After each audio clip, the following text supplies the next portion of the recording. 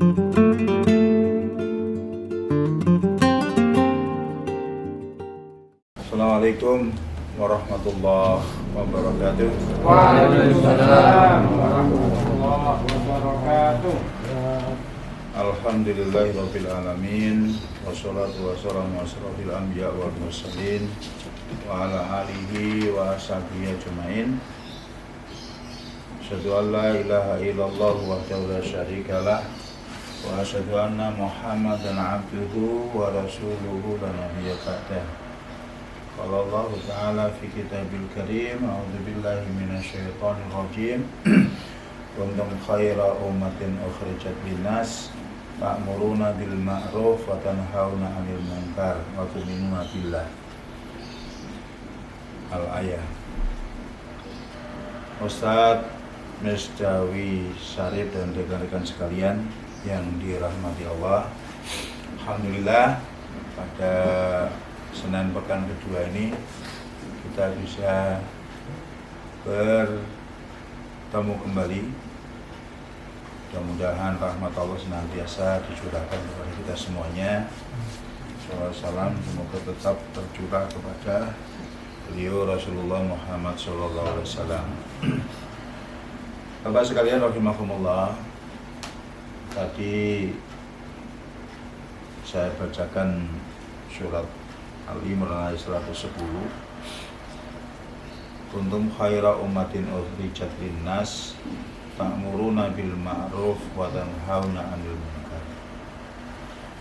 Kamu sekalian adalah sebaik-baik umat yang ditampilkan, yang dihadirkan, yang diamanai bagi manusia. Kamu sekalian menyeru kepada perbuatan yang ma'ruf dan mencegah dari perbuatan yang munkar. Dan kamu beriman kepada Allah Subhanahu wa Ta'ala. Saudara sekalian,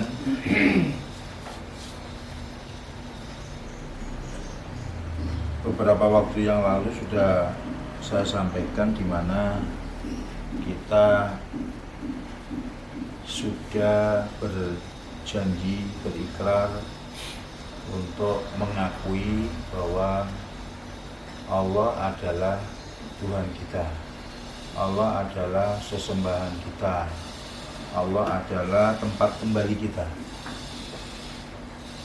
Jadi dari Allah, untuk Allah, dan kepada Allah.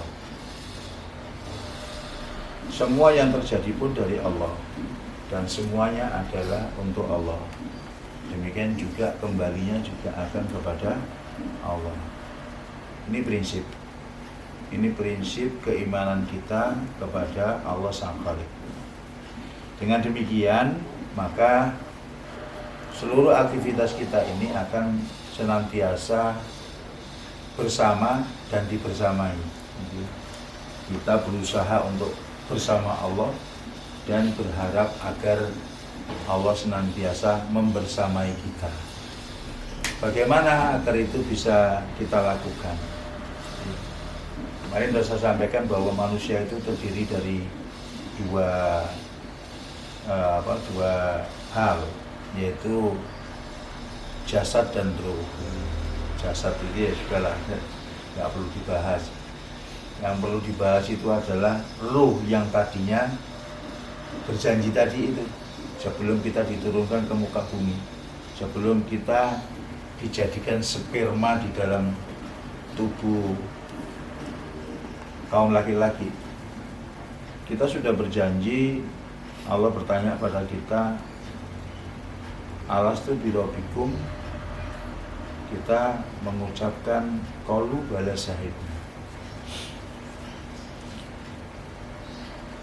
Itu yang terus-menerus harus senantiasa kita ingatkan kepada semua manusia, profesinya apapun, jabatannya apapun, statusnya apapun, tugas kita adalah mengingatkan.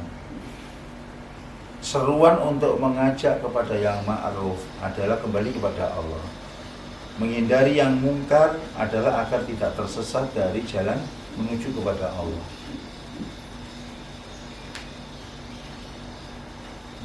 Lah rohaniah kita inilah yang ya, jadi rohaniah kita ini ada dua sifat yang dimana sifat basyariyah dan basoriyah ya. Sifat basyariyah ini ada dua sifat lagi, yaitu nafsu nafsiyah dan amarah.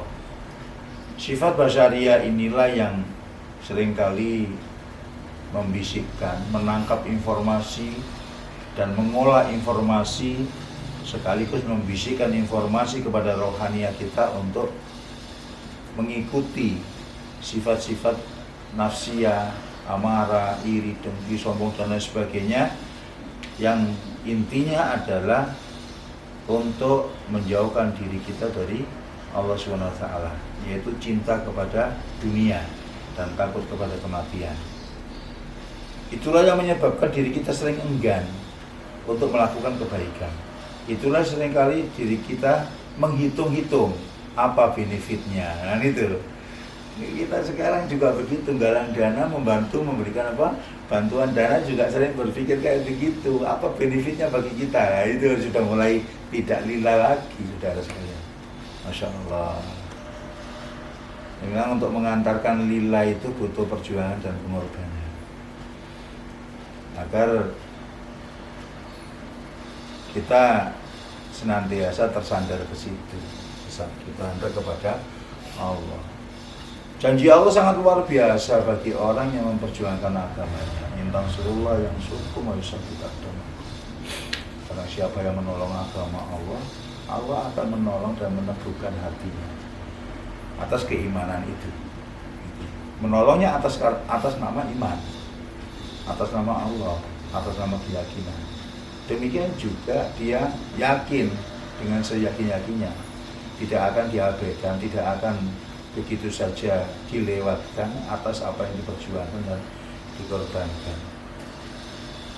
Selalu yakin bahwa Allah akan menolong, selalu yakin bahwa Allah tidak pernah menyelisih janjinya, selalu yakin bahwa Allah senantiasa tepat waktu sesuai kebutuhan ya kalau memberikan pertolongan. Jadi sifat husnudzon itu penting. Nah, kenapa pikiran-pikiran negatif itu muncul? Ya tadi ini sifat basyariah kita ini yang di situ isinya nafsu nafsiyah dan apa? Amarah, iri, dengki, macam-macam itulah. Ada temannya yang dapat rezeki, diberi kemudahan. Oh iya, itu diistimewakan sama pimpinan, sehingga dikasih pulang-pulang yang paling bagus, kita dikasih apa? Area medan yang berat-berat. Nah, itu pikiran-pikiran siapa yang bisik-bisikan itu? Itu bisikan terus masuk ke dalam nafsu nafsiyah kita, basyariah kita itu, di situ diolah, diinformasikan kepada rohaniah kita, sehingga rohaniah kita pun terkontaminasi yang tidak seharusnya untuk mikirkan, untuk melakukan apa yang menjadi program nafsu nafsiyah dan amarah kita. Nah, bagaimana agar nafsu nafsiyah dan amarah, sifat basyariah kita itu bisa tereliminir dari diri kita, bisa terkendali dalam diri kita? Itu selalu ada di dalam diri. Hanya bagaimana caranya agar kita bisa mengendalikan. Bahkan kita abaikan. Caranya bagaimana kita fokus kepada sifat basyariah kita. Sifat basyariah kita itu adalah yaitu nafsu lawwamah, ya isinya itu nafsu lawwamah dan nafsu mutmainah. Nafsu lawwamah itu nafsu yang dimana pada saat kita melakukan perbuatan-perbuatan yang tercela, perbuatan-perbuatan yang kurang baik, itu segera sadar dan bertaubat dan berjanji untuk menuju kepada mutmainah. Nah, saudara sekalian, untuk mengaktifasi nafsu mutmainah yang dimana itu kelak yang akan dipanggil oleh Allah, ya ayyuhal nafsul mutmainah irji ila rabbiki radiyatan mardiyah fadkhuli fi ibadi wadkhuli jannati. Nafsu ini yang nanti akan dipanggil. Pada saat Allah memanggil itu dan tidak kita aktifasi dari sekarang, maka saat dipanggil yang melongo, nggak ada yang menyambutnya. Panggilan itu tidak akan ada yang menyambut karena sejak awal tidak kita hidupkan, sejak awal tidak kita rawat, sejak awal tidak kita bekali dengan bekal-bekal yang cukup. Lah bekalnya apa? Bekalnya adalah zikrullah. Jadi zikir itu bukan hanya sekedar kita semata-mata berburu fadilah. Kalau berburu fadilah diantaranya Allah bidzikrillah tatma'innul qulub. Dengan berzikir kepada Allah hati menjadi tenang. Dengan mengingat Allah kita akan tidak ada rasa takut, tidak ada rasa apa? Sedih dan sebagainya. Itu namanya berburu fadilah. Itu sudah otomatis. Sudah otomatis. Pada saat hati kita tidak berzikir, tidak ingat Allah, pasti ingat selain Allah. Syirik bukan? Coba kita rasakan. Ini kita bicara rohaniah ya. Kalau yang sifatnya apa? Dohiriyah, batin apa? Dohir, jasad, syirik itu kan ya memuja-muja Pak Misel, memuja-muja pohon, gitu ya. Yang dohir seperti itu, datang ke dukun, minta pertolongan. Tapi ada syirik yang sangat luar biasa, halus dan lebih menyesatkan ya tadi itu. Kita melupakan Allah di dalam keseharian kita. Berarti kita mengingat yang lain. Maka saudara sekalian, kalimat-kalimat tauhid yang kemarin sempat saya sampaikan itu penting untuk dipahami. Terus bagaimana untuk mensinkronisasi dengan rohaniah kita. Kalimat tauhid la ilaha illallah yang biasa digunakan zikir secara jahr, ya, secara keras dengan lisan, yang belum tentu merasuk ke hati, hanya dapat apa? Berkat besar, dapat apa? Seperti itu ya. Ya ada juga yang dengan zikir lisan keras seperti itu berbareng-barengan, itu kadang-kadang merasa nyaman, merasa enak. Tapi nggak lama gitu ya, suntuk lagi dengan urusan keluarganya, suntuk lagi dengan urusan sosialnya, suntuk lagi dengan pekerjaan-pekerjaan yang numpuk. Berarti kan belum berdampak secara signifikan. Kalimat tauhid yang apa? Yang dijadikan zikir itu la ilaha illallah itu.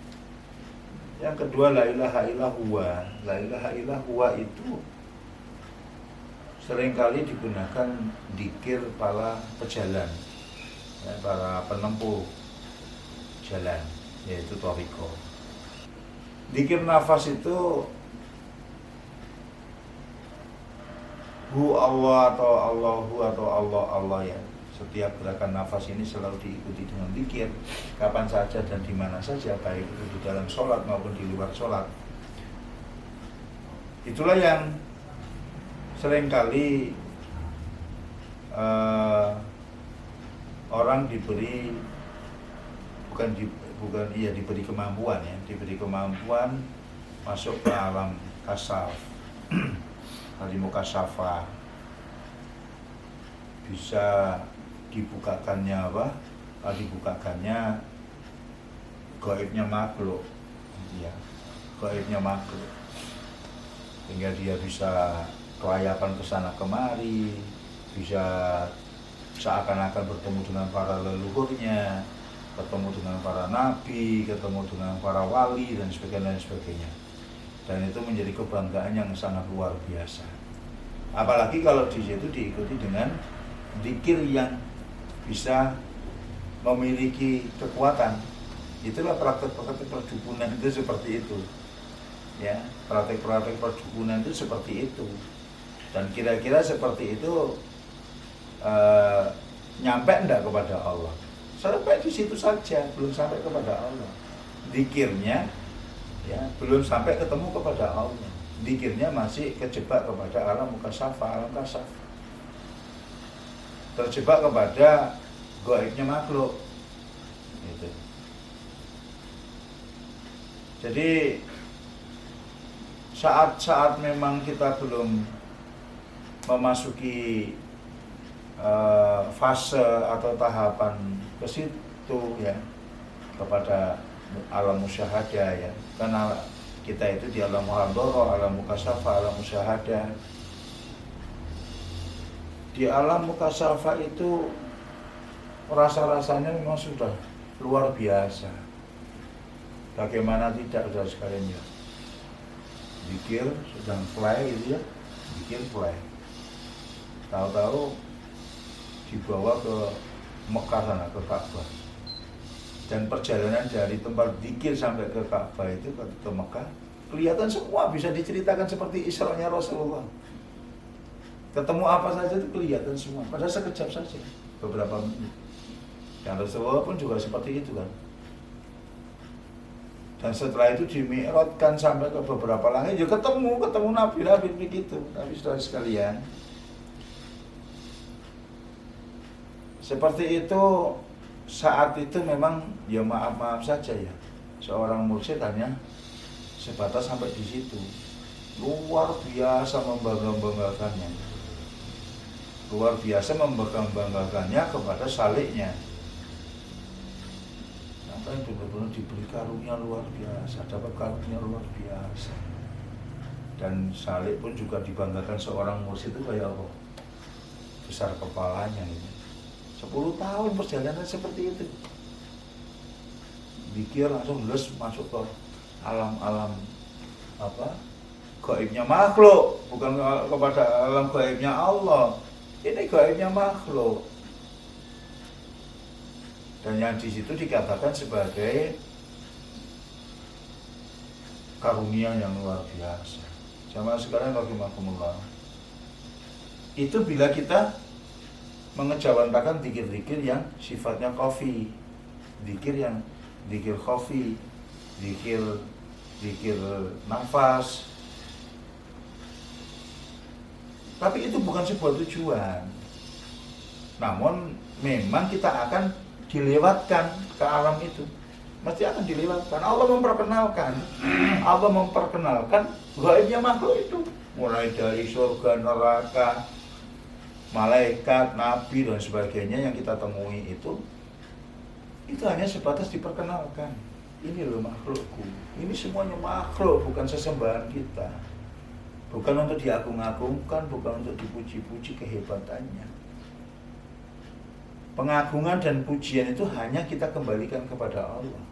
Mereka sama keberadaannya dengan kita. Mereka sama. Makhluk sama seperti kita. Nah, kalau kita berhenti di situ, syirik apa syirik? Syirik. Dan ahli spiritual rata-rata banyak berhenti di situ. Memang hebat, saudara sekalian, hebat. Bisa jalan di atas air, bisa berpindah tempat sekejap, bisa kapan saja kita ketemu siapa saja, walaupun duduk di sini. Kita memang diperintahkan di dalam surat Al-Muzammil ya. Kita di dalam surat Al-Muzammil itu, dan itu menjadi pegangan bagi semua kader hidayatullah, wajib melaksanakan hal ini. Kenapa seakan-akan diwajibkan? Karena itu menjadi bekal spiritual kita, agar kita tidak mudah goyah menghadapi proses perjuangan dan pengorbanan di dalam perjuangan ini. Luar biasa kita berjuang di lembaga perjuangan seperti ini.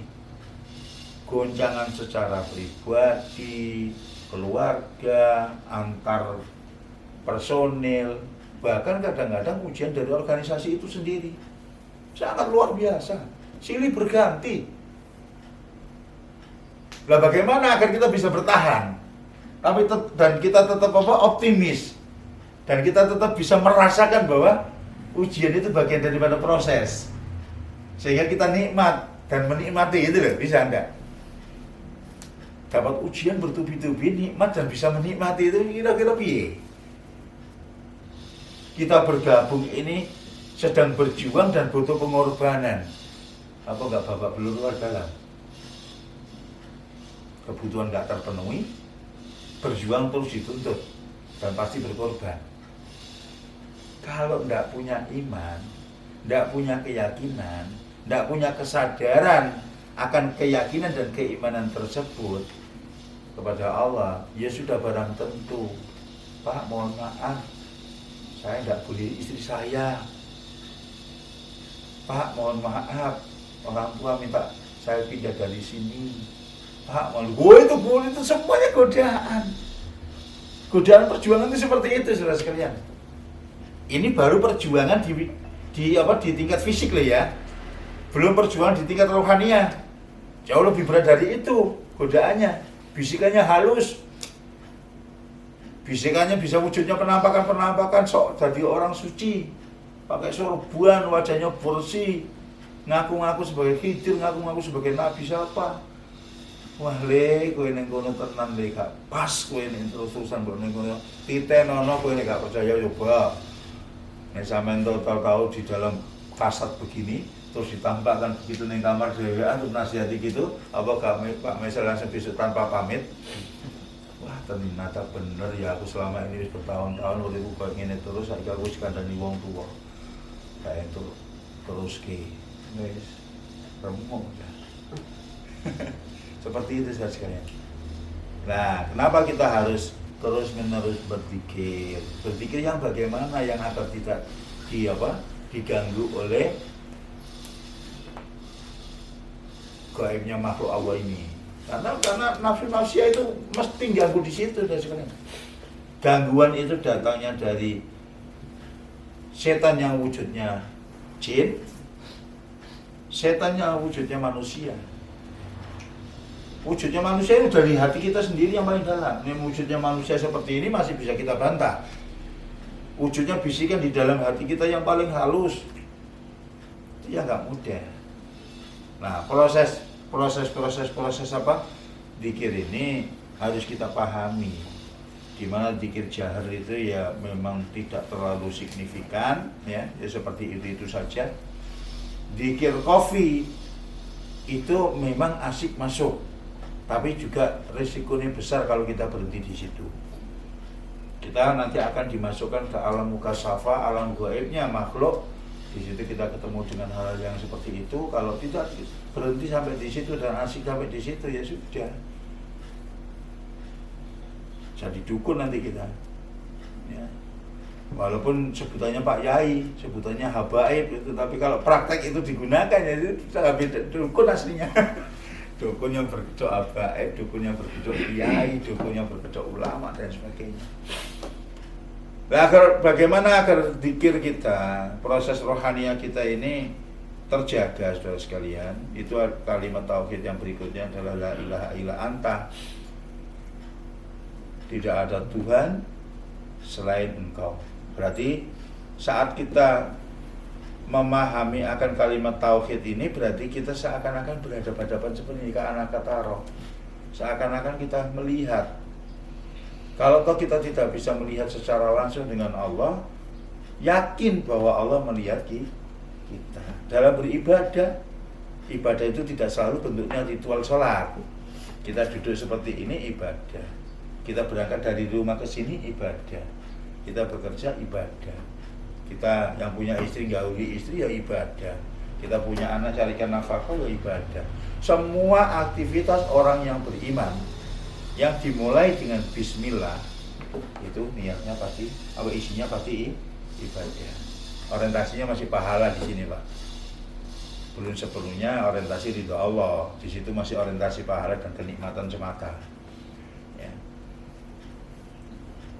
La ilaha illa anta ini kita merasa dekat dengan Allah. Berhadapan-hadapan begini. Kalau la ilaha illallah kan masih tidak di sini. Huwa itu kan di luar yang tidak kelihatan dari kita. Tadi yang di atas, yang di situ nanti lanjutannya ada dzikir khafi. Nah ini la ilaha illa anta ini sudah mulai berhadapan-hadapan. Nah bagaimana agar itu menjadi hakiki? Nah disitulah saudara sekalian ada proses namanya syirul asrar untuk menuju kepada la ilaha illa ana. La ilaha illa anta itu sebagaimana doa Nabi Yunus di perut ikan, di dalam kegelapan. Ini masih kita di dalam kegelapan. La ilaha illa anta itu. Subhanaka inni kuntu minadz dzalimin itu. Itu kan dalam doa Nabi Yunus. itu masih posisi di dalam kegelapan. Walaupun sudah berhadapan-hadapan, tapi belum menyatukan dirinya, belum mengakui bahwa apa yang dilakukan itu adalah atas kehendak Allah. Tidak ada sedikit pun apa yang kita lakukan ini tanpa kehendak Allah. Menurut saya dari tangannya goyang-goyang ini kalau dari kehendak Allah nggak bisa ini ya. Nggak bisa kita goyang-goyang. Jadi semua yang terjadi di dalam diri maupun di luar diri kita itu semuanya adalah kehendak Allah. Itulah namanya marifat. Nah ini kita di la ilaha illa anta menuju kepada la ilaha illa ana, tapi bukan berarti diri kita Tuhan. Bukan. Kita tetap sebagai makhluk. Tapi peran Allah itu di dalam diri kita harus kita akui. Harus kita akui bahwa Nur Said bisa ngomong seperti ini adalah atas kehendaknya Allah. Panjenengan semuanya datang ke sini juga atas kehendak Allah, tanpa dikehendaki oleh Allah. Jenengan jeder di rumah. Jenengan mesti banyak alasan, nggak akan pernah berangkat ke sini. Itulah pengakuan. Oleh karena itu di dalam Sirrul Asrar, la ilaha illa anta menuju kepada la ilaha ana itu di situ adalah syu'arul basyirah. Ya, di dalam Sirrul Asrar dari la ilaha illa anta menuju kepada la ilaha ana itu ada sirrul basyirah. Syu'arul basyirah. Syu'arul basyirah itu apa? Syu'arul basyirah itu adalah iman, yakin, sadar, yang menghasilkan kesadaran diri bahwa semua yang menggerakkan, semua yang ada ini adalah atas kehendak Allah, baik yang ada di dalam diri maupun di luar diri kita. Kita melihat apa saja, datang kepada donatur, tahu-tahu belum gak tahu masalahnya, tahu-tahu dimarah-marahi habis, ya dengarkan saja, nikmati saja. Jangan dimasukkan ke dalam hati. Itu juga atas kehendak Allah. Dia juga gak mungkin bisa marah-marah tiba-tiba seperti itu.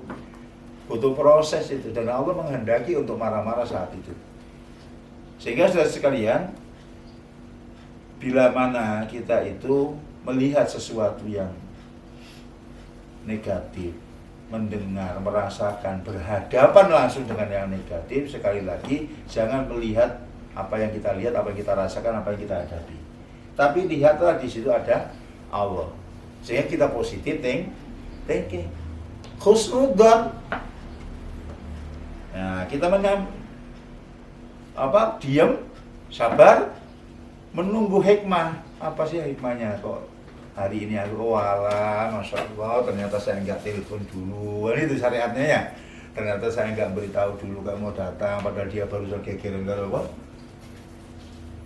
istri ini, padahal dia baru untuk ngurusi pekerjaan ini, buru-buru mau berangkat, pekerjaannya belum kelar berhari-hari, sehingga nanti kalau dia tidak menyelesaikan pekerjaannya akan mengalami kerugian yang besar, sehingga pada saat kita hadir tidak tepat pada waktunya.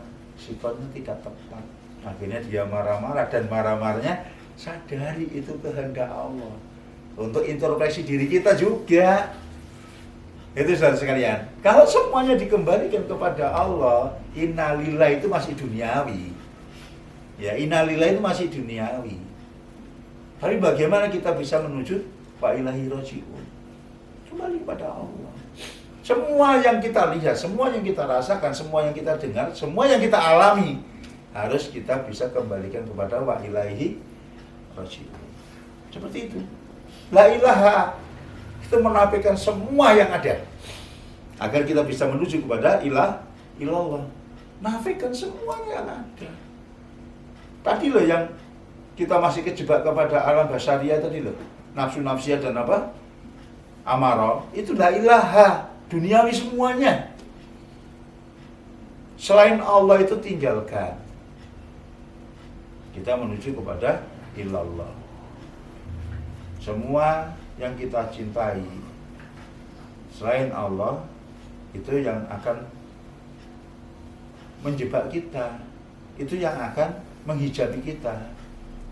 Jadi saudara sekalian, diri kita sendiri, ya, diri kita sendiri, orang yang terdekat dengan kita, anak, istri, orang tua, bahkan harta benda yang ada di sekitar kita, posisi jabatan dan lain sebagainya, karir, itu semuanya akan menjadi penghalang untuk bertemu dengan Allah. Nah tadi itu dari la ilaha illa anta ini bisanya menuju kepada la ilaha illa ana adalah melalui sirul asrar. Sirul asrar itu bagaimana? Nah ada 3 tahapan itu. Dalam sirul asrar itu ada 3 tahapan. Yang pertama yaitu su'arul basyirah. Di situ isinya iman, mengimani bahwa semua yang terjadi, semua yang saya lihat, semua yang saya dengar, semua yang saya rasakan adalah atas peran Allah. Dan diyakini itu semuanya adalah Allah. Nah ini saudara sekalian, itu proses agar zikir kita itu betul-betul bisa membawa kedekatan diri kita kepada Allah. Tidak hanya semata-mata mencari kebenaran. Dengan zikir ini nanti bisa ini, dengan zikir ini bisa apa? Mendapatkan harta banyak. Itu nanti akan menjadikan kesyirikan yang tidak kita duga. Bahaya juga loh zikir itu, Pak. Kalau benar niatnya, bisa menjadi syirik. Bisa menjadi syirik. Demikian sebagainya bisa saya sampaikan. Nanti bisa kita diskusikan terus dalam waktu-waktu yang lain. Terima kasih. Assalamualaikum warahmatullahi wabarakatuh.